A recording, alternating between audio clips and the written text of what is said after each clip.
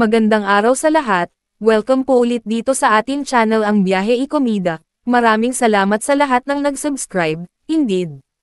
Punta tayo sa ating topic, April 15, 2025. Andre Paras berates netizen bad-mouthing brother Kobe. Andre Paras, you're trying to make my brother look like a bad person.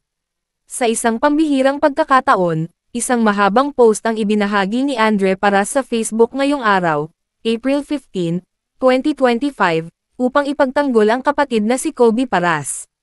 Nasa balita ngayon si Kobe dahil sa di umano'y hindi nila pagkakamabutihan ng girlfriend na si Kailin Alcantara. Andre Paras, you're trying to make my brother look like a bad person. Sa post ni Andre, sinamahan niya ito ng 3 screenshots. Una narito ang profile ng content creator. Pangalawa, ang isang reel kung saan naka-foreground ang kanyang mukha at may naka-superimpose na mga salitang, lifestyle na gusto niya. Makikita rin dito ang caption niya sa reel na, lifestyle niya parang nakawala sa hola. Ang isa pang screenshot ay mga party pictures ni Kobe kung saan may mga kasama itong barkada at babae.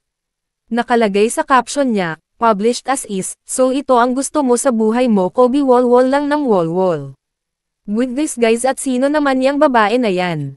Sinamahan din niya ito ng mga hashtags na, hashtag Kobe Paras, hashtag Kobe, hashtag partyboy, malinaw na fan ni Kailin ang nasabing content creator.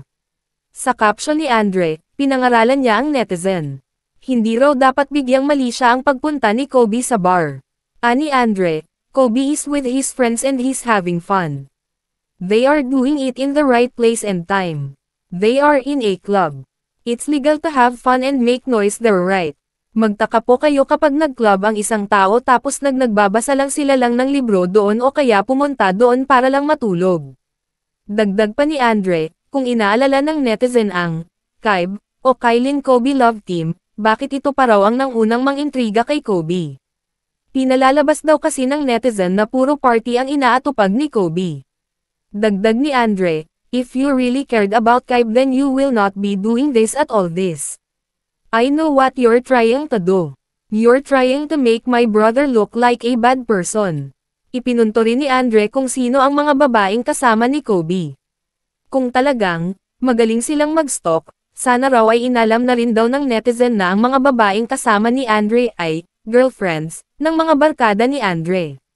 Since magaling kayo mag-stalk edi dapat alam nyo yung mga kasama na babae dyan ay ang mga girlfriend ng mga friends ni Kobe. Aniya. Para kay Andre, ang nais lamang ng uploader ay gumawa ng issue para magkaroon ng clicks and views, para pagkakitaan. Paninito pa ni Andre, pero of course di mo sasabihin sa followers mo yan dahil gusto mo gumawa ng issue.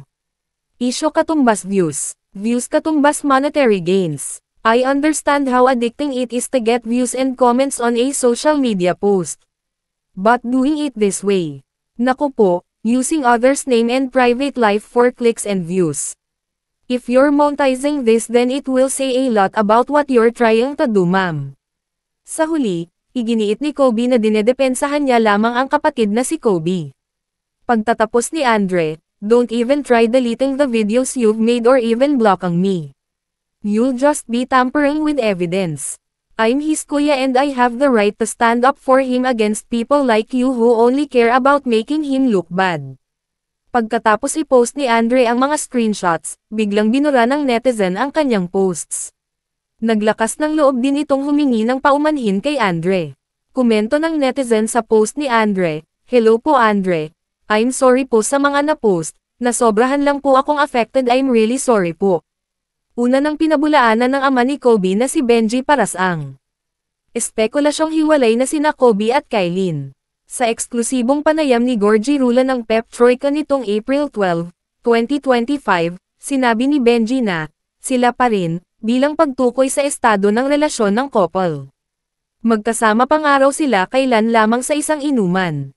At yan ang atin latest showbiz chika update for today, huwag kalimutan mag-subscribe. Click the notification bell for more showbiz chika updates, like and share the video at suportahan po ang atin Facebook page. Maraming salamat sa lahat ng nag-subscribe, indeed. Magandang buhay sa lahat, adios.